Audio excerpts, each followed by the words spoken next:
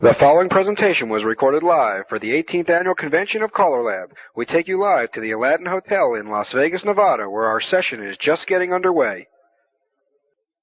Alrighty, looks like we're gaining ground on that. For starters, this, for the purposes of the tape, will identify the session as a showmanship session this morning. It'll be myself, John Marshall, and Tony Oxendine working with you this morning, sharing some ideas with you, hopefully. And the session will be taped, so if those want to go back with it later on, you'll be able to do that. One of the first things that we want to share with you this morning talks about setting the tone and the moods of your dances. The whole thing that we do in showmanship is very complicated. It really is. It's a complex concept, and there's many aspects to it, and we're going to touch on some of them. A few of them we'll touch on a little bit more in depth, a little bit less in depth. But the first thing we want to talk about is setting moods and tones in different conventions. Yeah, I know, we don't have quite enough volume. We're going to ask them to turn it up from the back. We can't do it from here. They've set up through the house system. We'll work on getting as much volume as we can. Now, in addition to talking about setting tones, we have all kinds of places to set them. We set them in our home club. Wednesday night is not the same thing as at the festival or at the anniversary dance on Saturday night when you have 3 times as many dancers. We have different ways of going about it, and we'll look at some of those ways and how we can approach people. We're going to talk about things like setting tones by being prompt and attending your festivals and your dances and your weekend evenings by being at least be on time, if not early. You know, and set a feeling and a mood in the room. For example, everybody say, "Hi to your corner." Oh, good. Everybody's dead. Right?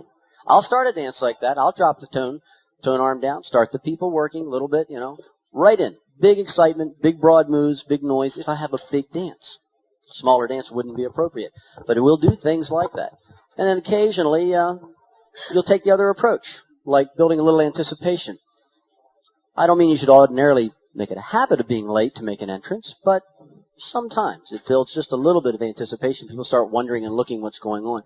I talked to Tony about the idea that perhaps what we should do is have somebody drop a needle, and we'd both enter from the back of the hall with cordless mics, one of the tools we'll talk about, and do a singing call coming in from the back. Kind of draws a little attention. Meanwhile, everybody's sitting up here. It's late. Why haven't we started? I guess we decided not to do that. In fact, I guess Tony decided not to bother altogether. Well, no, there's something to be said about making a late entrance, John, because you automatically attract attention to yourself, which is something that you want to do with one of these things. You got to have the people look at you on the stage. Maybe being late is not a good one, but if you can come in, incidentally, these are from Hilton Audio Products. Right. Who was nice enough to let us use all their equipment. It draws attention to the fact that here you are. If you want to come in with music, fine. If you want to come in without music, like this too is fine. But it draws attention to yourself, which is part of your job. I got to get away from that. Yeah. I think I'll switch over and go back to that one now that we've done this. Okay. Cut it down some. Good luck. This is the house system. Oh. I'll cut it off. Put the mute on. Understanding your equipment is a major part of being a showman.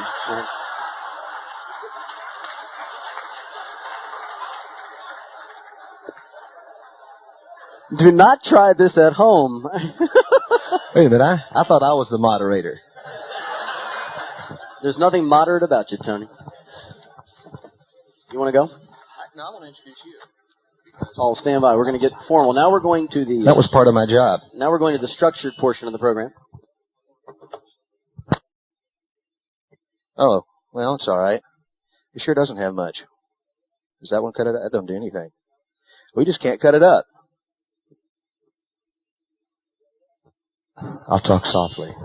Originally, I was supposed to be just the moderator for this, and which, as a moderator, my job is to introduce the subject, be on time, not draw attention to myself, and draw attention to the speakers. However, one of the speakers could not be here, so I got saddled with the job of speaking, but fortunately, I get to introduce John. John!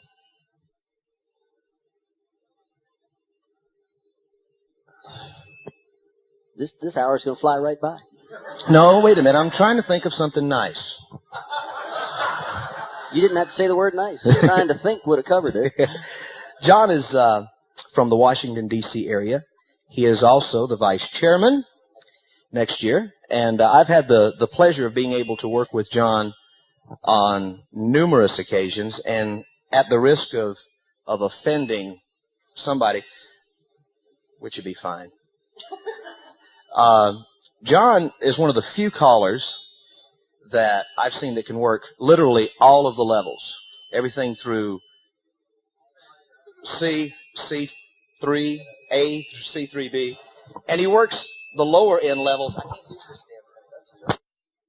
He works the lower end levels as well as the other levels. And in fact is a very, very good showman. And I think from maybe parts of his talk, you can get the same impression that I've gotten if you haven't had the pleasure of either hearing him work or working with him. Nice hand for John Marshall. Thanks, Tony. Thank you. Well, that's a very, very nice job, Tony. I appreciate that, you know. Really? Okay. One of the things that we will touch base with has to do with humor. You know, for some callers, humor is a terrific part of your program of showmanship. For some callers, it works. Ask around, talk to other people, make sure it does work for you, because it's also a dangerous tool that we can employ. We can go the wrong way on that one.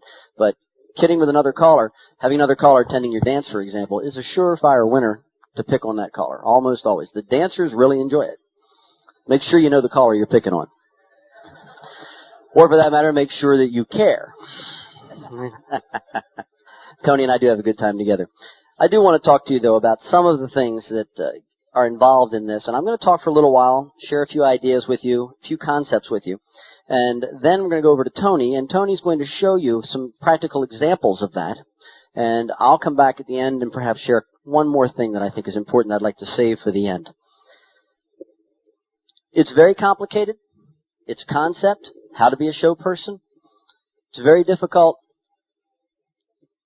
And that's good, because most of us don't master every aspect of what we're doing here as showmen.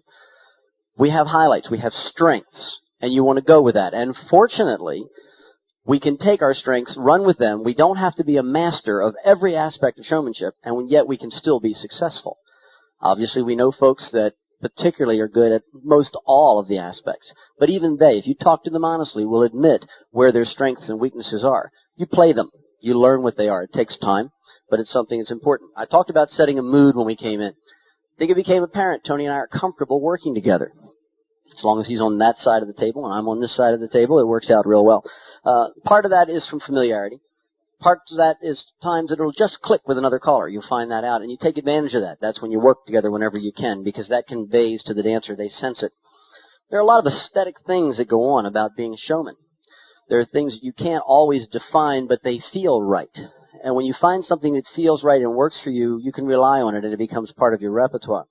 The ability, in my case, I like to try to use humor, and it's worked out fairly well. As I got older and a little more mature, it worked out well. As a young caller trying it, I offended a tremendous number of people by being a very abrasive young man who thought he was being clever, thought he was entertaining. There was no malice in it, but I didn't realize it was being perceived that way.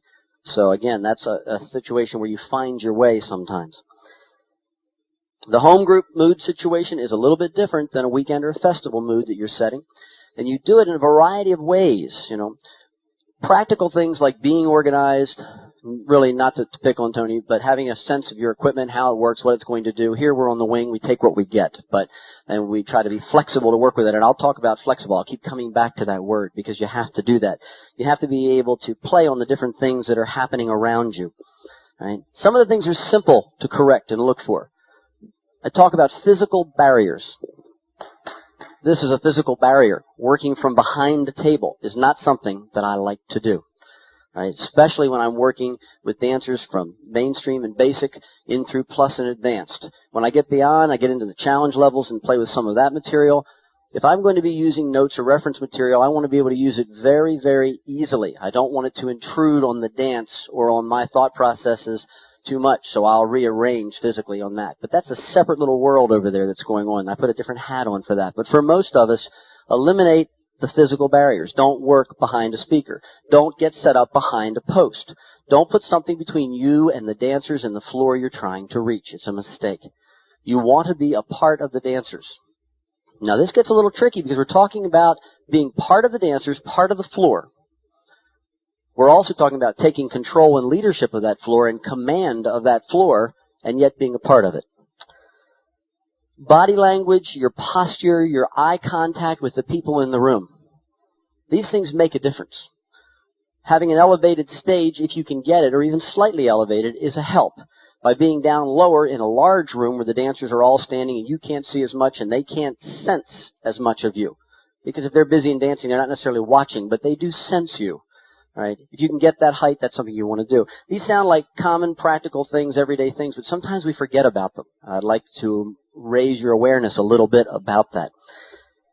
We have ceiling watchers and floor watchers who are either memorizing or who are almost a little embarrassed about being out there. That breaks your contact with the floor. It's something you don't want to do. The wall leaners, the people who look bored, it all conveys. It comes through in your voice, things of that sort. People with their hands in their pocket and their legs crossed and they're calling along because they know what they're going to call. Well, I got news for you. Much of the time, so do the dancers, and they're just going through the motions. Have you watched any of the evangelists or the speakers or the people in the QVC, and they get out in front? If they have a large stage or a larger room, they try to work as much of the room as they possibly can. They extend themselves out to the dancers wherever possible. And it's something that's to your advantage to do, because I want the person back there, you, all the way back in the corner. I want you to know I'm talking to you. I want to be a part of your dance. I want to know what's happening in that square. They're all breaking down, but they're laughing about it. I want to know what happened. Often, I will know. I'll have a sense. It's something that I called that did it, or they did the common mistake that I knew they would do, and I might even make a little aside comment, just very quietly, that references what happened in that square. You know they believe that you see and hear everything that happened on the floor. You didn't, of course. Your experience has told you what happened out on the floor, and you had an opportunity to be able to play off of that. And that's what we want to do. Play off of the things that happen on your floor. Not just for humor. Be aware, like they were talking about this morning when Jim Wheeler's speech. Be aware of what's going on. You're going into an area. Is it snowing like heck? Have they gotten rain? We haven't seen rain. I was kidding the folks in Modesto. I was there the first part of the month. First rain they'd had in so long. And I walked in the hall one morning and I said, boy, it's really different out here. I said, I saw a whole group of the dancers just standing around staring. Couldn't figure out. I walked over. It was nothing, just a puddle. They're all standing staring at standing water. They didn't know what it was. Be aware of what's going on in the areas that you go to, because people can relate to that. They appreciate that. Know what's going on in the news, Play off of things that happen. Be flexible. When you're at the dance and you're calling along or you're trying to teach something, that's always when it happens. The music's off and it's quiet and you're trying to teach. And now here come the sirens, right? Because it's a fire next door. And you have to sometimes wait for that, Play off of that, and, use a comment. For example, if that were to happen now, I'd say, oh, Tony, here comes your ride. Dancers will play with things like that, and it's not a bad idea. Jim Wheeler touched on the business about inflection in your voice. He talked about... Tony's still trying to figure out the set. Right? Your turn. When your turn gets here, you'll have it. You'll be ready for this baby Wednesday morning. You bet. Okay. Inflection in your voice, the tone that you use to work to the dancers. Obviously, the monotone of not being excited or enthused about being here makes a difference. I'll do little things. They're small in terms of what they mean to the dance, but it helps set that tone and that gesture. I'll walk into a big crowded hall on a Saturday night, and everybody gets started, and we'll start the first tip, and I'll go through the patter. And at the end of that, if I'm wearing a jacket, I'll just ask folks, do you mind if I take off my coat? And of course, obviously, nobody minds. They also take the coat off. And I'll take off the coat, and I'll say, boy, this is what I'm looking for. It's Saturday night. It's time to go. Just get rid of this stuff and go. And I'll put on a hot record. Doesn't sound like much, but it's a large gesture to a room. Well, those things work. But how do I translate that back down to my Tuesday night group? They don't expect me to come in and do all my very best show records every single Tuesday. I mean, unless you're like Royal Records, you don't have 220 show pieces to get you through.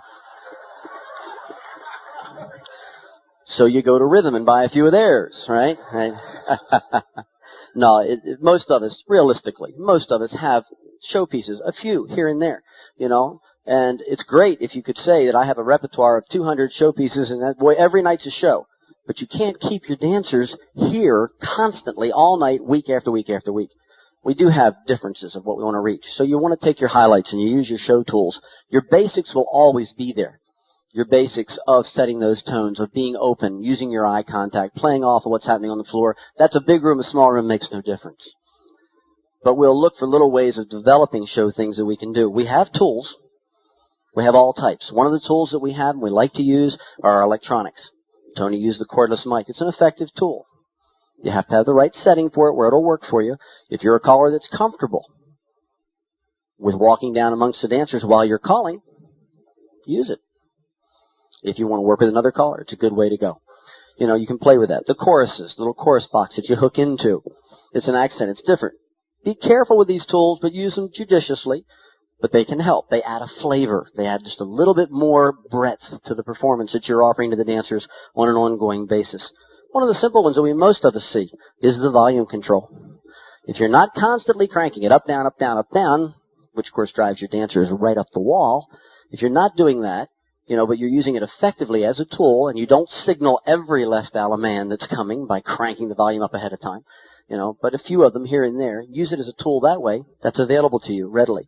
Costuming works for some callers, whether it be 10 different funny hats during the dance or developing a costume repertoire like, well, of course, Cal Golden always comes to mind on his tremendous outfits, and he would change during the dances. Lee Schmidt, I believe, does the same thing, Southern California. Works for him. Although I wondered, I said to Lee one time at a festival we were doing together, and I was told in my caller school, never wear anything louder than you are. I don't know. I don't know. And Lee didn't look offended, but he hasn't talked to me since. I don't know. We're going to talk about choreography. That's a tool. You can amaze the dancers with it. You can use gimmicks if you're careful. You don't use them to death and become nothing but a gimmick caller. Challenge them. If you're that kind of caller and you have those kind of dancers, take them right to the edge, but don't let them fall over. That's exciting. They enjoy it. Flow tips, where it's just this constant sense of movement, the wind in your face, dancing to the music. It's just another part of the tool of things you're trying to do. Music, got to be our biggest tool. Wouldn't you say, Tony? Look who I'm asking. Right? And really, it is. You know, it's got to be our biggest tool. And you look for different things that you can do with that. Let me talk about some things here just quickly. Hash records, they can set a tone. I didn't have a chance to pick up a lot of records this morning. Tony and I weren't sure how much of this we were doing until about midnight last night when we found out it was a little change. Here's one that you can use. It'll be obvious to you as a hash record that this is not a plain old, this is not a teacher, this is not a workshop record. This record cooks right along. It's kind of fun, though. And, no, I will, but I want them to try to guess what it is first. There's a tune in here that you can't guess. Let's see if we have. There's a tune in here. If you already know the record, exclude yourself.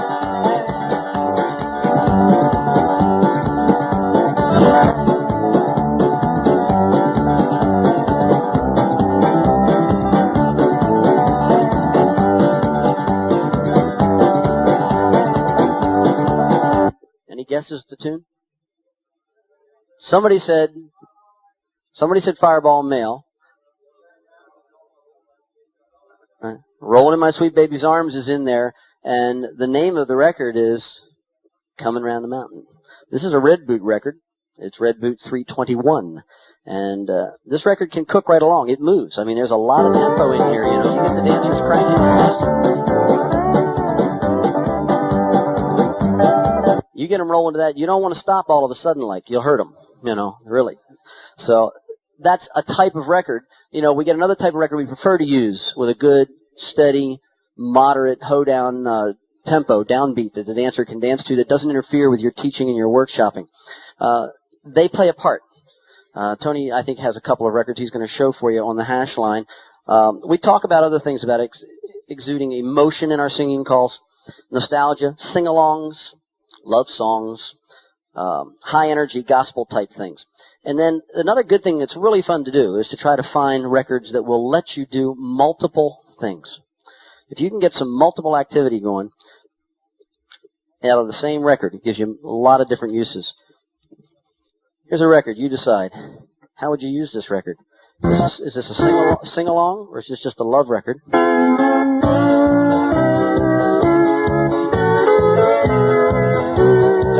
patter record.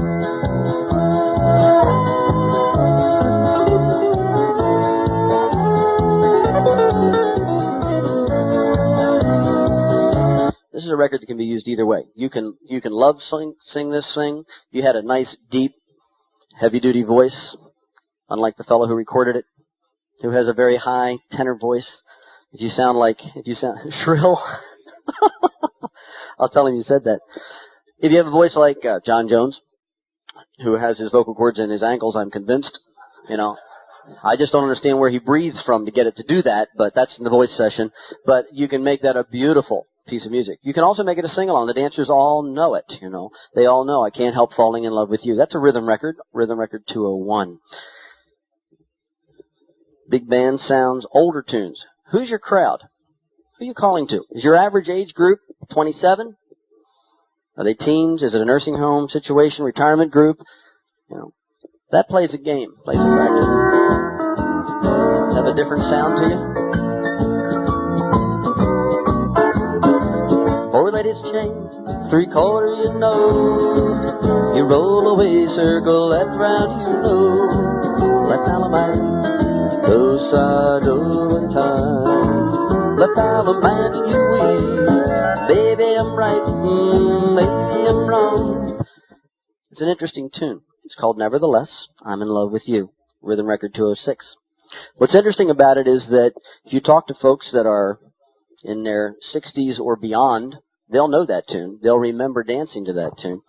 But what's interesting about the tune is you put it on, and about halfway through the record, the 20-year-old dancers will be singing along with it. They pick right up on it. There's something, you know, classic about that will always be good. I guess we better give some playtime to the blue and white label.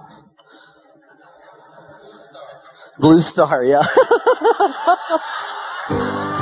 Thank you, whoever said that. I wish I had.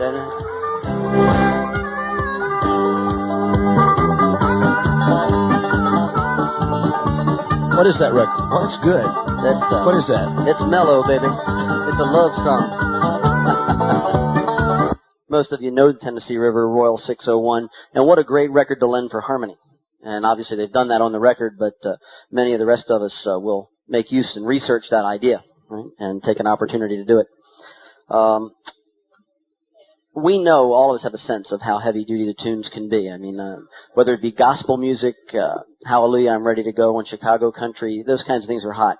What happens when we look for a record and find out how many different things are in the record we can do? Because are we going to try to play on a theme?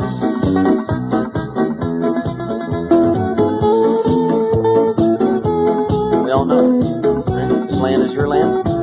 Red Boot record. That record can be done for a theme, certainly. You know, look at what's going on around us in the world in the last 6 months, 8 months, you know.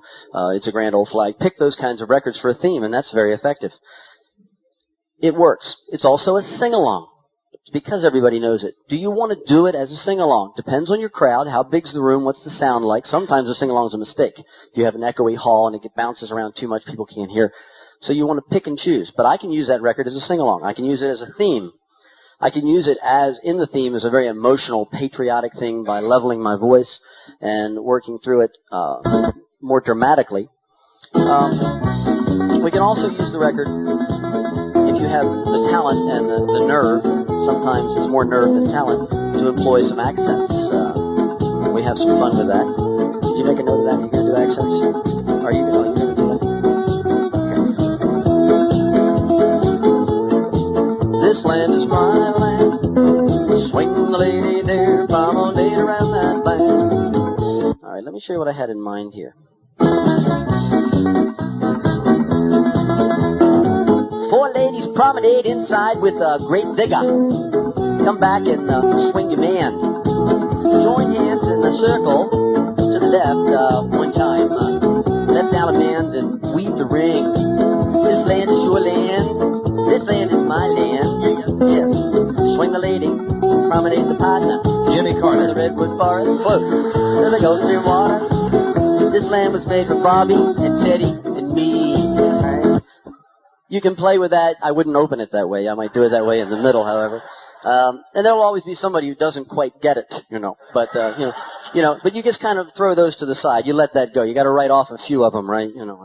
But there's a record that how many different ways can we find to use a record? And you should do that with all of your records that you listen to. Don't automatically take the approach that the caller has put on the flip side and say, this is how I'm selling this record.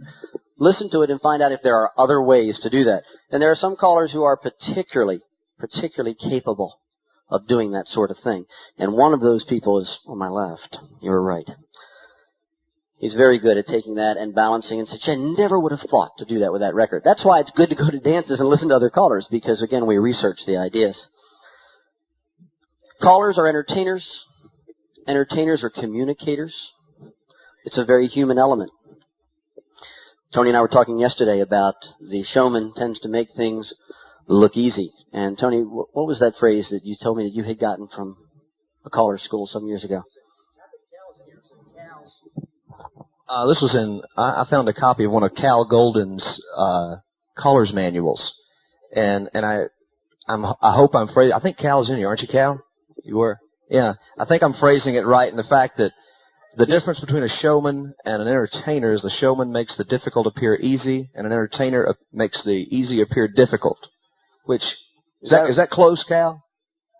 Yeah, this is right. Cal's going out to change costumes now, and he'll be back in time to answer the next question. All right, and we appreciate it. Your attitude at the dance has got to be positive.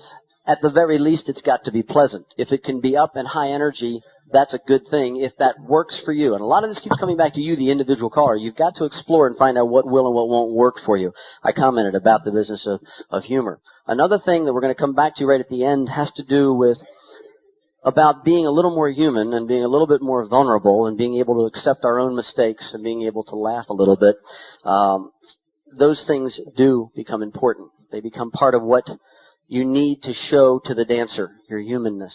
And that's not always easy. And I'm going to talk about that right at the end, just a little bit. And for now, though, I'd like to thank you for your attention, and I'm going to turn you over to the boy wonder, Tony Oxendine. Well, John, you've essentially said everything that I was going to say. So I don't know anything else that can be said. The neat thing is that what we need to do as callers is one of the big problems we have is we don't listen to ourselves.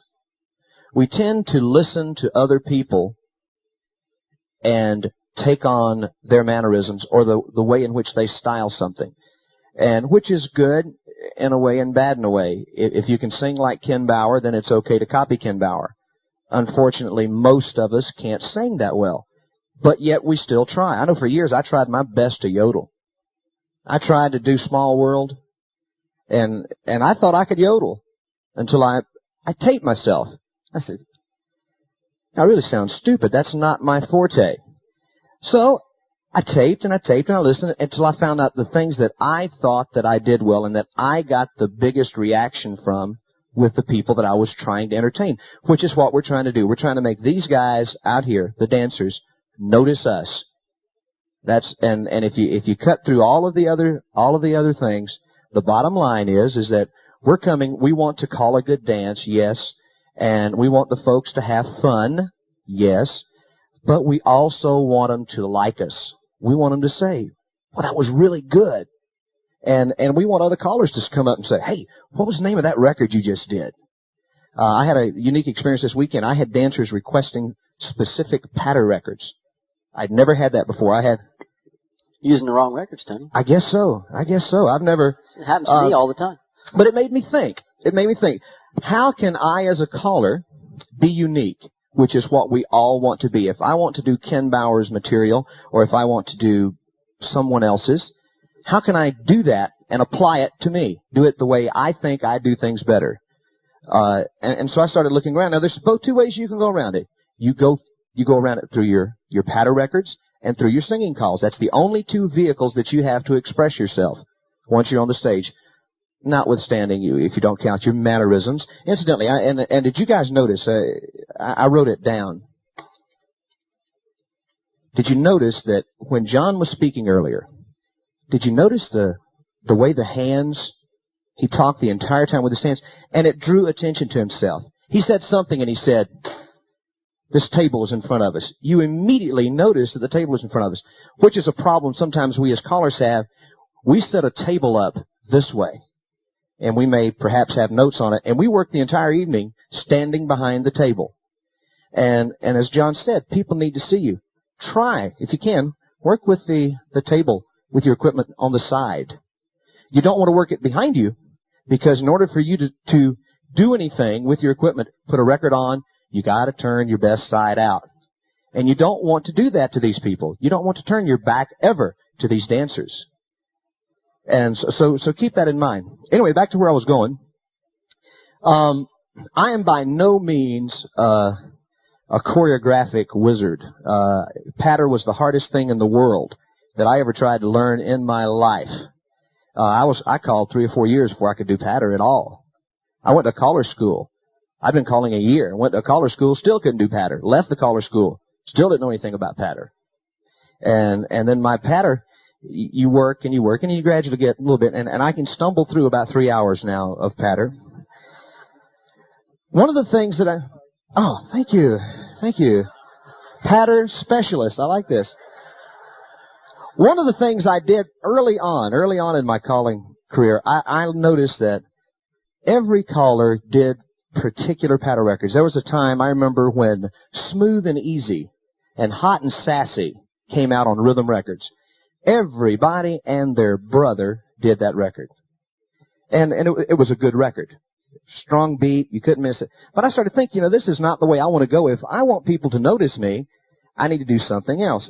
And then I started taping other callers, and I started noticing that a lot of the callers that I looked up to from trying to learn choreography, some of the technicians, if you will, use singing calls. And I thought, well, that's really a novel idea. I don't know why anybody ever thought of that. So I started going back and trying to find some neat records to patter call with. And I just went back to Hyman's Supreme Audio and picked up a couple of records. Let me show you a couple of things that will draw attention to yourself, to your music. You're going to put this record on, the people are going to think, this record is really weird. And then they'll consider the caller. But just listen for a minute. This record is called Pop's Hoedown. It's on a new label called Yellow Rose. Now, just listen to it. Before you judge it critically, listen to it a second. Well, you got the thing. Just do it for me. Now, if you listen carefully, there's a religious song here. My dear Savior, and then like a blind man. You know that song. Well, then, right in the middle of it, it says, well, I'm tired of this song. Let's go to West Virginia. You're West Virginia? And later on, it changes to Yellow Rose of Texas. But the thing that sold me on the record was this. If you guys remember television shows from the 1960s, you remember a show called Petticoat Junction and Green Acres. The light is terrible. Let me find it. Here it is. I know, I'm getting old, can't see the lights. Now listen to this break.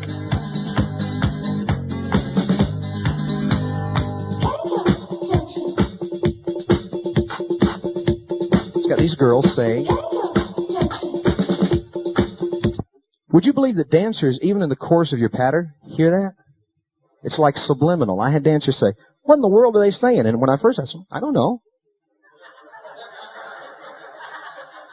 And on through the record, after they do the Petticoat Junction, they go to You Are My Wife.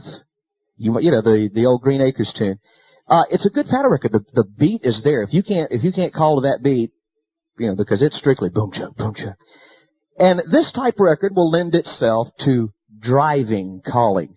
When you dive through and square through 3 and you're energetic and you want the people to jump up and cheer on the Alaman left. That's the kind of record you would use. But you can't do that all night. You can't, and I've seen callers, there's only a couple of callers that I've seen that can actually drive a floor all night and make it successful. Over the years, I've seen so many callers try to duplicate these 1 or 2 callers that are able to do that. And, you all know who they are.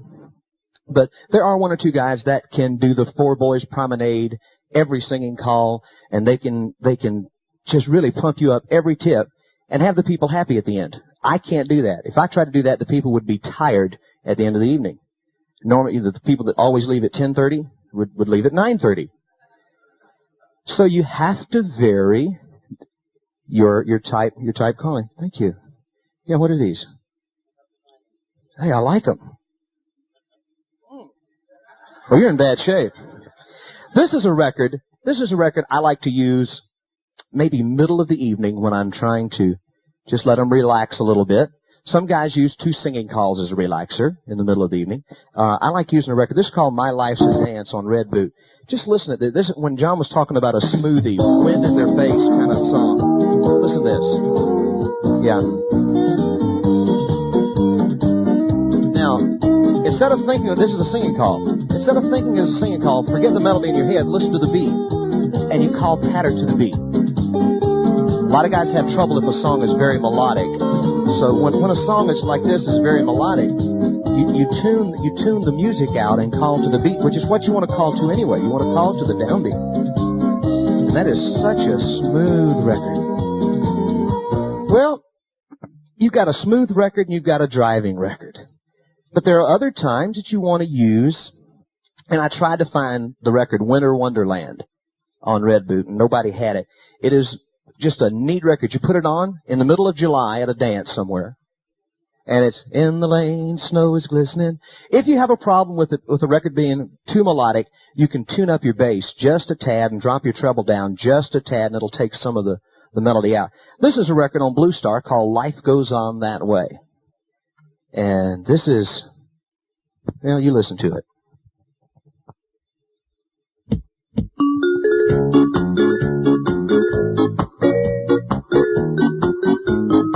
Now, if you want to make a floor feel good, you put some wind in their face.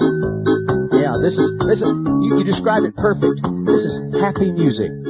You don't want to put in your box of 4, do the last 2/3 of that, while the center 4 do this. You put wind in their face. You circulate them, and you Ferris wheel them, and you dance them. Let them feel it. Let them feel the music. And dancers notice this. Yes, sir. Sure. What did I know? Somebody's going to do that. With or without a square? Okay. Thank you. This way. This way, it doesn't matter. Now, let me preface this. It always matters, Tony. No, wait a minute. No, because how many of you guys sight call? How many of you guys mental image? So you could follow what I called. Well, then you guys probably know that some of this won't work. Let me preface this with a thing that I do. We as CALLERLAB members, I feel that we should adhere to the list that we call to. I feel very strongly in that. For that reason, I don't like star tips, and I don't like mingling levels in a dance. I don't like doing mainstream plus, do one or the other. That's another question entirely. But I think as a professional caller, I have artistic license that will let me, if I want to call something on another list and not give it a name, as long as I can use the basic calls within the floor's repertoire, if I can use the basic calls and talk them through that particular call smoothly, then I think that's fine, personally. I also like some old calls, some of the calls that haven't been around a while. One of these calls is Red Hot and the other and Ice Cold, for you guys remember that. And without exception, when I do this record here, I put Red Hot and Ice Cold in it. I cue it. You know, I tell them exactly what to do. So I want to put some wind in their face with Red Hot and Ice Cold.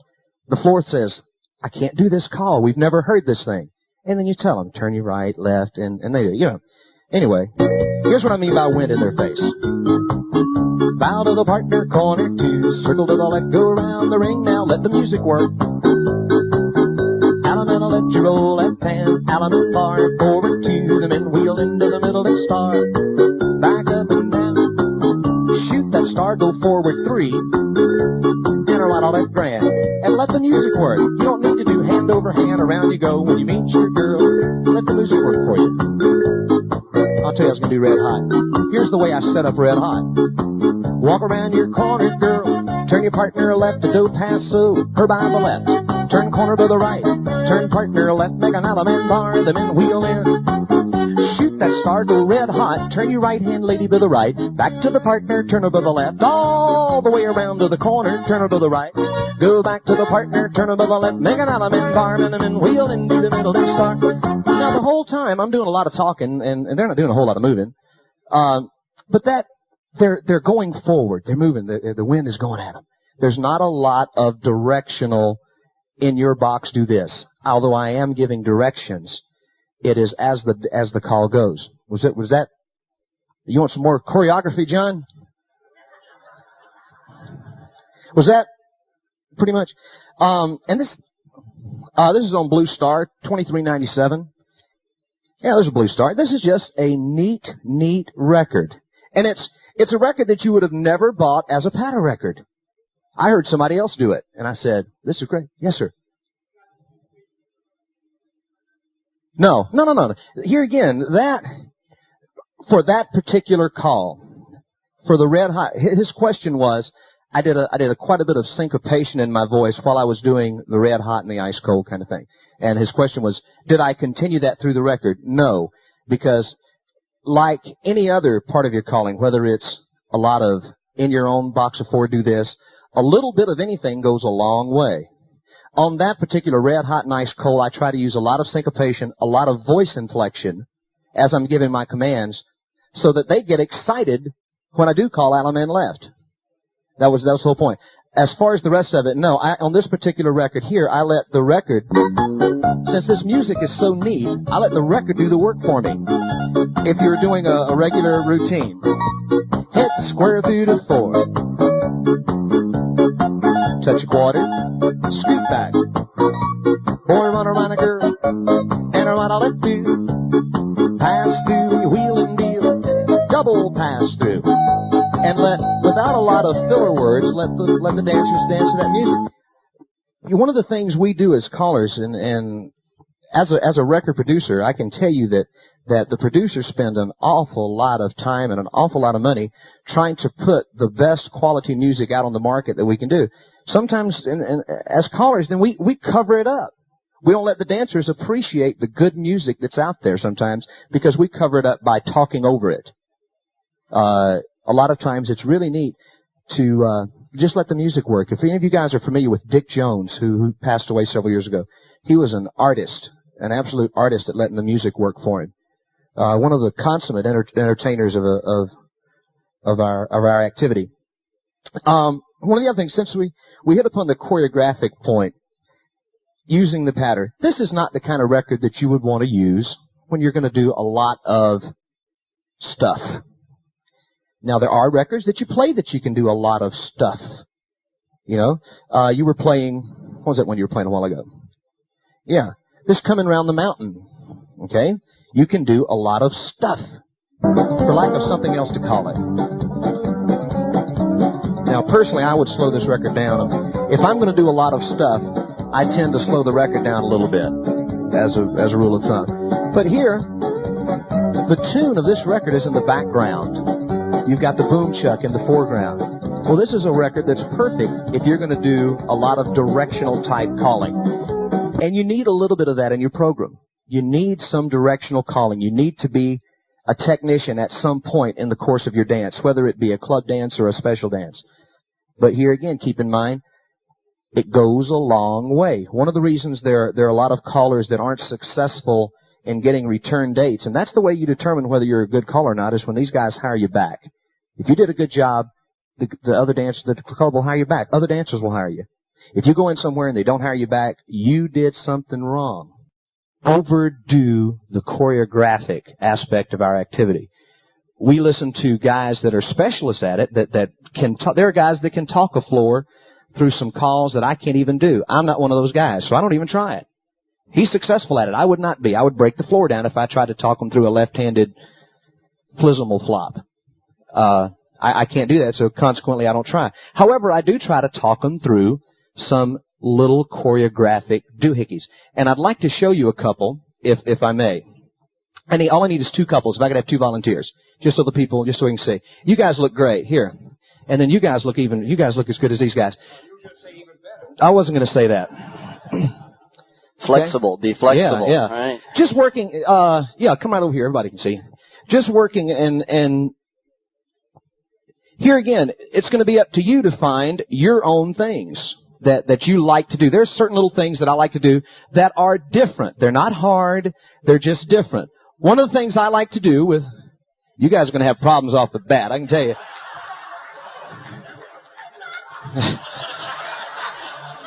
Tony, you don't have to resolve two couples. Hey, that's good. One of the things that I like to do is recycle. I like the call recycle. Well, the problem with recycle is y'all guys make a way for me. Okay, now, if you knew that there wasn't 150 callers watching you do recycle the way you would normally do it. The way you would normally do it. The boy reaches across, grabs her, and wheels and deal. That's the way we normally recycle. You know, and some people shake their heads, but I'm telling you that during the course of it, no, I'm not saying you personally. I'm saying the majority of the dancers recycle this way. Well, if you put them in a sashayed ocean wave, they can't recycle. And the reason is they come out abnormal. They come out sashayed. So here's something that I do.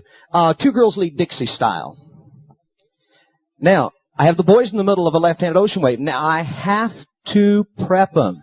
I tell them, I stop them for just a second. I say, girls, you're going to cross-fold to your left. Boy, you're going to fold behind her and follow her. And you're going to take it about 2.5 steps, and you're going to stop, and you're done. And I don't tell them what I'm calling. Okay? Then I tell them to go. Girl cross-fold, boys fold behind her and follow, and everybody stop right now. And they come out normal. Well, I haven't called it anything yet. So then I do it again. For not worrying about body flow, do another Dixie style. Okay? Now this time I tell them we're going to recycle. Girl cross-fold, boy fold and follow her. Go. Perfect. And they think they've really done something really unique. And it's not a hard teach.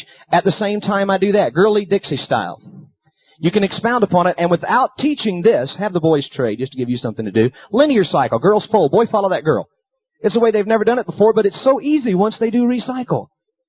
It's so easy. Then they get used to the girls being led to a Dixie style, so I do this, do a right and a left through. All the girls lead for a double pass through, all the way. It'd be a right shoulder pass, wouldn't it have been, girls? Now, that wasn't hard, and that's actually a call on another list called a vertical tag. Well, but I didn't call it that. I just had the girls lead for a double pass through, and they automatically did it. Okay, you guys can sit down. Thank you. Well, they were close. Thank you. Now,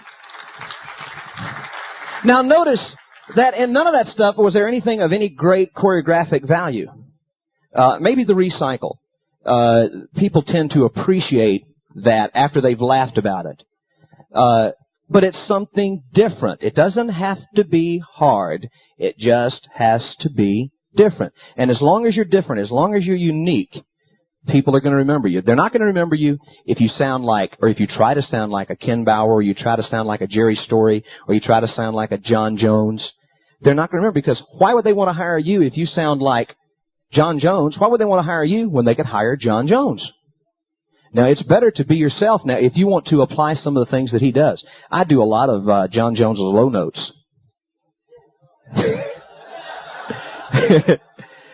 Tim Marin and I are both are working on the low notes. Do you yodel the low notes?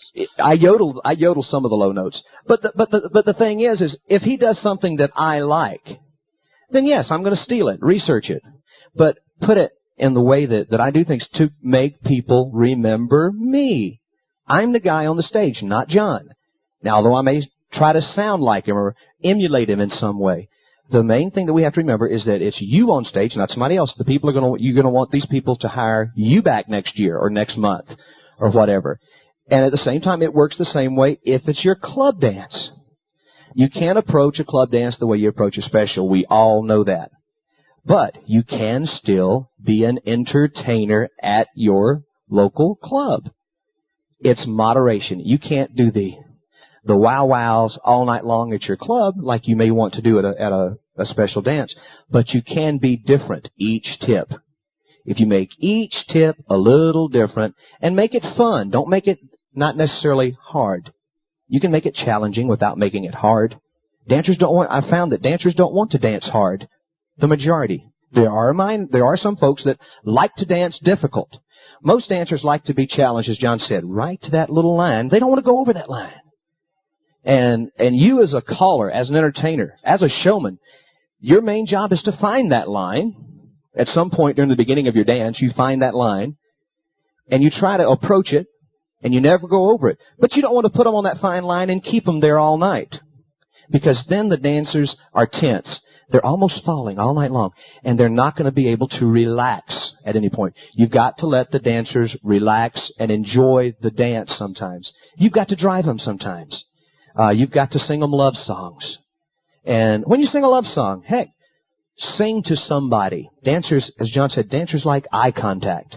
Don't single out this one square that you're sight calling on and just call to this one square all evening. It's fine if you want to sight call to this square, but come over to this side of the stage. If you have a big stage, come over to this side of the stage and let the people on this side of the dance floor see you. And sing a bit to one of the people in the square. If you're a woman, sing to whoever you want to. Sing to your husband. If you're a man, sing to your wife or sing to somebody. But relate to the people on all sides. If you stand right here all day and you key to this one square and your patter is do all night long, you don't know if the people in the back are having a good time or not. And the people in the back sure know you aren't having a good time, or they don't feel like it, because you're standing right here calling these your 4 tigers that you got, the 4 couples of tigers that'll do everything you can call upside down, and these people over here never get to see you. And yeah, they're the lucky ones, you're right. But I mean, why buy all the fancy outfits and the jewelry and the clothes if people can't see you? Because you're sure not buying them for you. I noticed there are guys here I've seen guys with like the big bolos and gold watches and rings and necklaces. I saw a guy earlier, he looked like a Mr. T starter kit. He had about 6. Now, I just don't feel like these guys get up in the morning, on Sunday morning, when they're going to sit around the house and watch the ball game, and put on the bolo and the chains and the necklace and the bracelet and the boots. They're putting them on for somebody else's benefit. And if we're honest with ourselves, we say, yeah, that's what we're doing. Well, let's let everybody see it. While you're on the stage, call to them. Be visible. When the tip is over, go out in the hall, on the floor, mingle with them. Be visible. That's all part of our job as a showman. It doesn't quit when your tip is over. It starts the minute you walk in the hall, and it doesn't quit until the dance is over and you're out of the hall. That whole time that you're there, even when you're not calling, you need to go out, talk to the people. When the people like you personally, they're going to like you as a caller. Even if you're not technically a very good caller, we're all aware of callers that perhaps aren't what we think of as technically good callers, and yet they've got the biggest club in the area. And if you look back, it's normally this guy has got a really nice outgoing wife, or this girl has got a really nice outgoing husband, and they're out relating to their dancers. When they finish a tip, they're out talking to the guys and shaking hands and patting them on the back, and they're calling them when they miss a club dance. These guys get on the phone and call them and say, hey, listen, we missed you last week. That's part of your job. That's part of being the entertainer, of being the showman. It's all part of it. It's not just the glitz and the glamour that you think you see with the, quote, traveling callers that, go out and that you get mad at because they come in and do a big dance in your area. That's not the showman part. That's such a small part of this activity. It's insignificant. The significant part of this activity is the part that you guys do on the Monday night club dance or the Tuesday night workshop, especially the Wednesday afternoon exhibition in the mall. Now, if there was ever a time for you to be a showman, that's the time. Do your best singing calls. Do singing calls that the people on the civilians have heard of. If you come out doing Turkey in the Straw all night, trust me, they ain't coming to your club. But if you can find a record that the people have heard on the radio, that the record producers spend an awful lot of time and money producing to make the music sound as good as they possibly can, and if you don't cover up all that beautiful music with your voice, sometimes letting the music play, because that's why the producers did all of that work in the studio and outside. Thank you, Royal Records. Then the civilian people will say, I've heard that record on the radio. I didn't know they square danced to that. And then they see the guy, and perhaps, and something else we have to consider, it worked. It was tremendously effective for Cal Golden. It has been tremendously effective for Lee Schmidt. However, it's not effective for everybody, especially in an atmosphere where you're going to be out in the civilian world.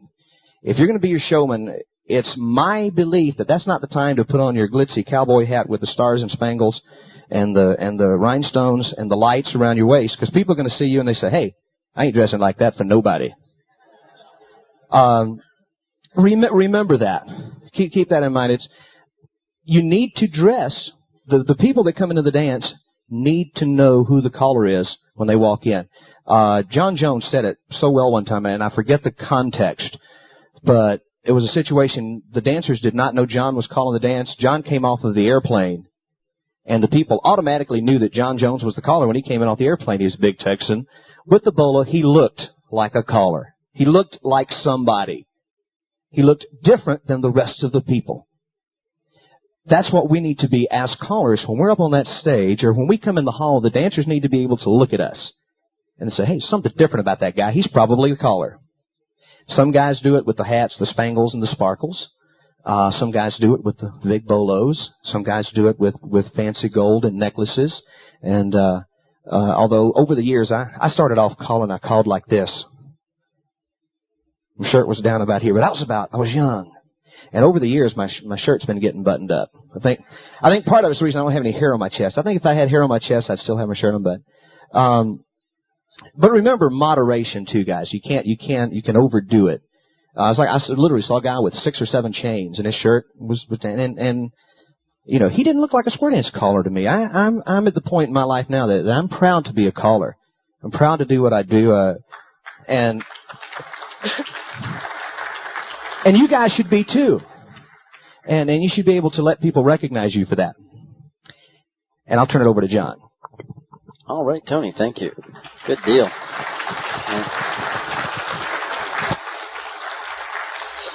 Tony, you did neglect to share with them, however, the fact that when John Jones got off that airplane, he had a microphone in each hand.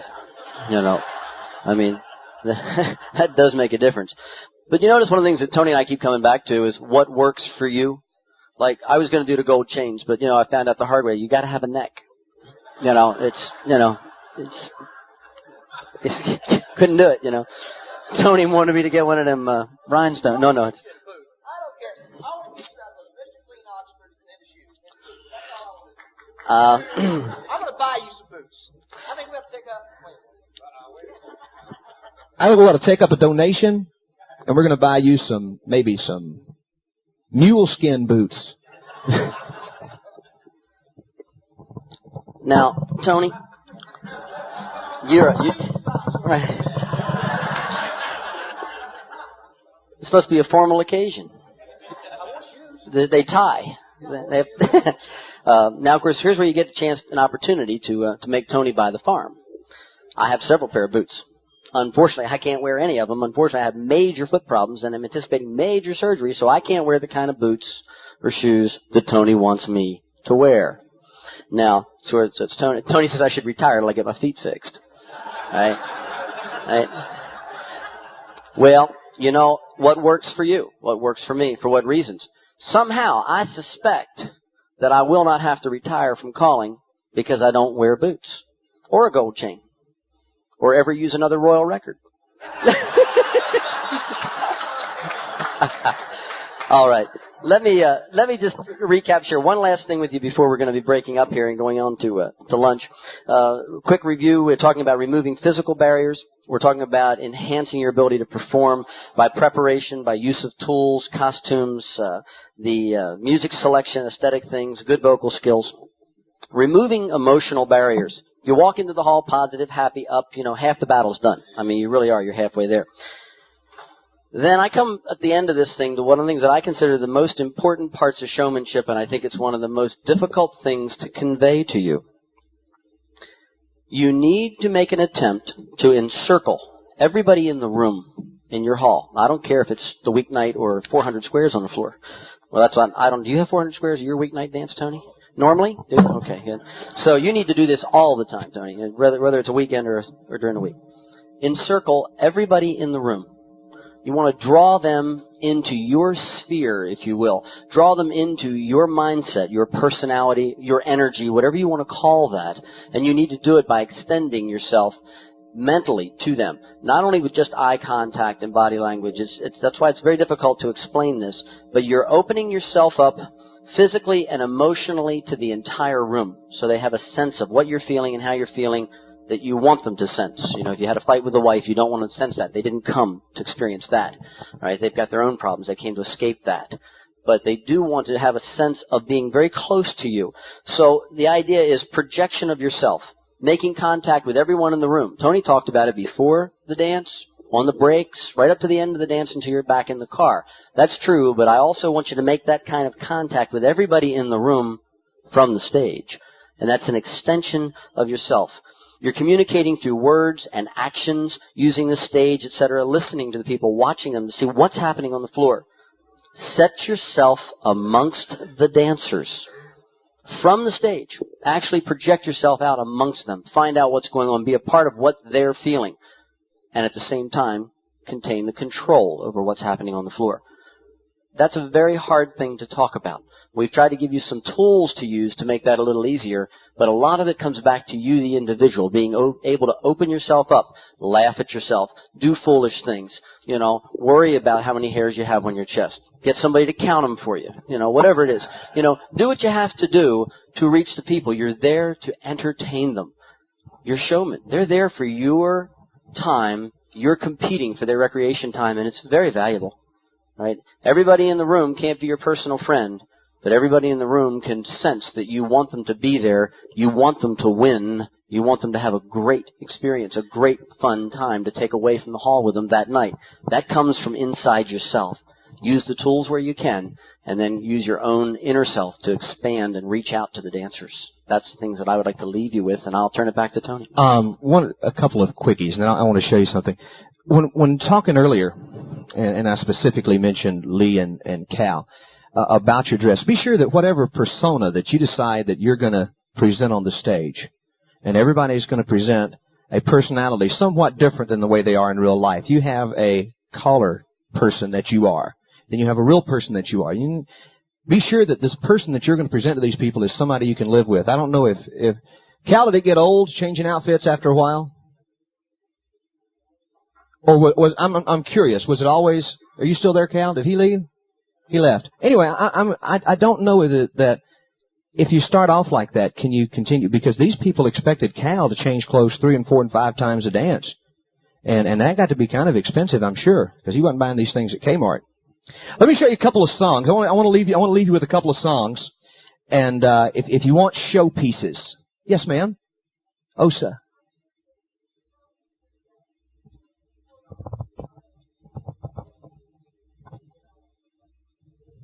If you took your shirt off, everybody... No. Well, I think start... Remember what I said, Osa, whatever works for you, darling. Osa, you could just... the question was, Osa was wondering, since John makes a big deal out of taking off his coat at the dance, Osa wanted to know what should female callers take off. And if you want to get anything you want to. Yeah. Just whatever. Do what works for you. Yeah. Here's a brand new record, and talking show tunes, and then we'll entertain questions very quickly. This is just the neatest song I've heard. This is called Where the Sun Don't Shine, and Don has written some new words for this thing. And I'm not even going to attempt to do it. I'm going to read you the words as the music plays. Everybody knows this song, don't you? Everybody know the song? You know the tune? Listen to these lyrics. You need to do this thing here, I think, a little bit. Maybe that'll help me.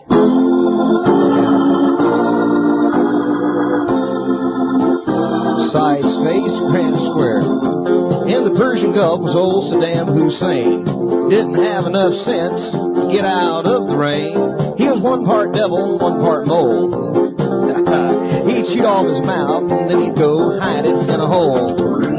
And the tagline for this thing is, take your scuds and put them where the sun don't shine. I just think that's a good one to end with. We'll entertain questions very quickly. We got about 5 minutes if anybody has any. That's a theme record if I ever heard one. You bet. You bet. That's just something everybody ought to have. Yes, sir, in the back. Tim.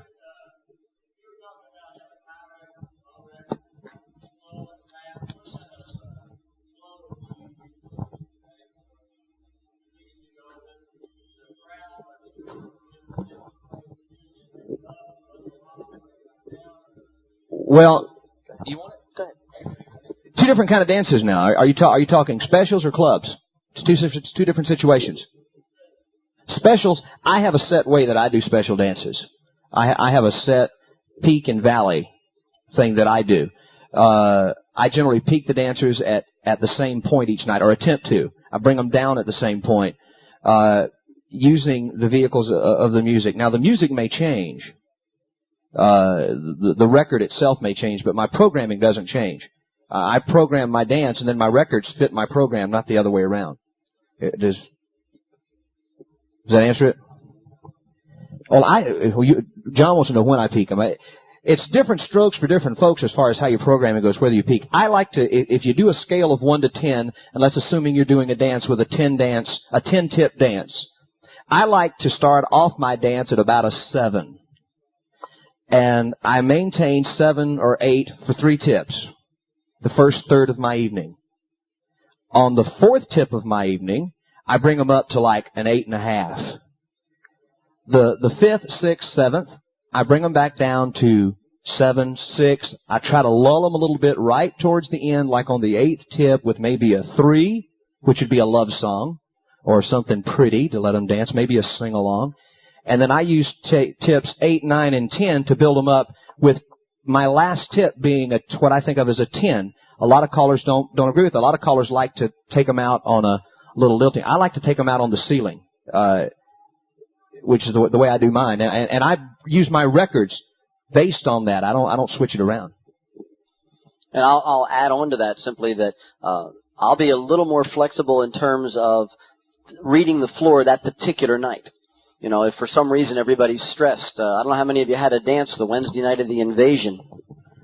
I had a dance that night, and I'll tell you something, that dance is a little different than your normal dance. You want to be flexible, and some nights I'll try to leave them coming back wanting more at the end of the dance. That's a great way to leave the dancers, no matter what dance it is. During a week or a special, it's a great way to leave them. But some nights, you know, you get a sense by being amongst the dancers and a feel for the floor that maybe tonight's the night they should go out whistling a tune, you know, taking that little tune back to the house with them, you know, and not get it out of their mind. That's a nice way to leave an evening also. But you have to relate that to the floor and what's going on in terms of external circumstances as well as the mood that you find within the group. Were there any other questions? John?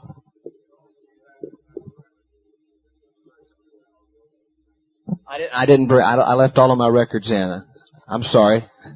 My records are up in the room. I just borrowed some from the other. That was the Al Jolson routine. I do an Al Jolson routine to an old J Bar K tune called Swanee. The record's 25 years old, I guess. And I stole it from Dick Jones. It's tough to do without music. But it's something, I have no problem. A lot of callers have a problem. I have no problem getting on my knees at a dance if I think it'll generate people and I do the Jolson on my knees with an arm in the air and doing the whole mammy and it works for me. It may not work for everybody, but something that you guys do. One of the biggest responses I ever saw to the floor, John did with Music Box Dancer. You remember when you were doing that? It's on Blue Star, I think. Never sang a word. He did a 4-ladies chain and chain back, and I think he did a teacup chain maybe. And that music, you remember the do do do do do do do do do do do do do do, you know, and the floor just rolled, and they just did. And when he finished, man, people went crazy. They said, "Wow, this is great." And he didn't do anything but call ladies chain. I'm sorry, he said ladies chain. Yeah, right. That's right. But if I remember right, you never sang a lyric in the song. I don't think there was any words written to it. I don't remember you singing. I just remember you just pretty much did the same figure all 4 times. He did the same opener, same middle break, same closer. And then, so by the time they got to the end, to the last figure, they pretty much knew the figure. And he just kind of prompted them a little bit. And it got as much of a response as somebody that did Hallelujah, I'm Ready to Go. Sure. It would. Very effective. The thing that Tony was mentioning, you know, he has no problem getting down on his knees and putting his hand up in the air, that sort of thing. That's what I was talking about opening yourself up a little bit. This is something that took me a long time to learn to start to do. Fairly reserved, you know, I didn't stand up at the after parties and act the fool. And, oh, it's your card? Oh, good. It's got my name on it. That's good. His card. Right? That's what we said before, though, isn't it? Find the thing that works for you, right, and do it. But it took a long time for me to learn to open up a little bit and let people laugh and I turned out it wasn't at me so much as it was with me. Learning to do that took a lot from me personally. I was reserved and very conservative, and I had problems with it. Tony thinks I'm still too conservative. And I'd like to tell him about what you were asking about my underwear, but I decided I better not. Yes, exactly. And with that concern, I finally decided I have to start doing this. I have to start allowing myself to be a little bit more open and do some things that maybe are a little foolish that I wouldn't have done. Made a tremendous difference in how the dancers responded to me. Keep in mind, too, that he's talking in moderation. He didn't go from being Mr. Straight-Laced to getting out and doing an Elvis impression. Right. First time out. Be sure that whatever you do, apply it to yourself. Use moderation and try it. If it works, do it a little more. If it doesn't work, throw it away. Don't do it. Even if it works for somebody else, if it doesn't work for you, don't do it. You got a question?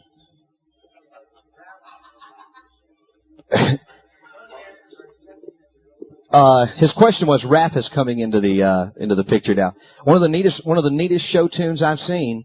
Tim Mariner. I don't know if you guys are aware of Tim Mariner, one of the super callers, but he's got a routine with Pink Cadillac, and he raps, and the people just eat it up. I don't know that I've ever done Pink Cadillac. I don't do it for the simple reason that everybody does it. But he's got the most unique way of doing it. If I had something unique like that, I'd probably do it. But yeah, you're right. It's effective. It works very good for him. Okay, in terms of peaks and valleys, right, again, part of it has to do with Tony was talking about. I don't normally have a 10-tip dance. We have hall restrictions where we are, so an awful lot of my dances run 6 or 7 tips. But generally, I'll try to start off on a weeknight with just a very steady, not a real high peak to start. At a special, I might really push at the opening tip to give everybody a big lift. But during the week, I'm going to end up doing something that is very steady to get the people motors running. Wind in the face, get their mindset going on where we are, what we're doing. And then by the time I get to the 3rd tip, I'll be peaking about, if we're using Tony's scale on a 7 to 10 type situation, I would probably be at about an 8.5 also in that 3rd tip. And if it's a night I'm trying to have a big finish, I'll try to peak out at that 7th tip up at about a 9 or a 10 if I can reach it that night. If it's a night where I want them to go away whistling, of course, I'll bring that back down, for them at about an 8 to end on. We have a hand all the way in the one last one. We're going to have to go. It's lunch. I second that. Right. Thank you, folks. We're glad you came in. Thank you, guys.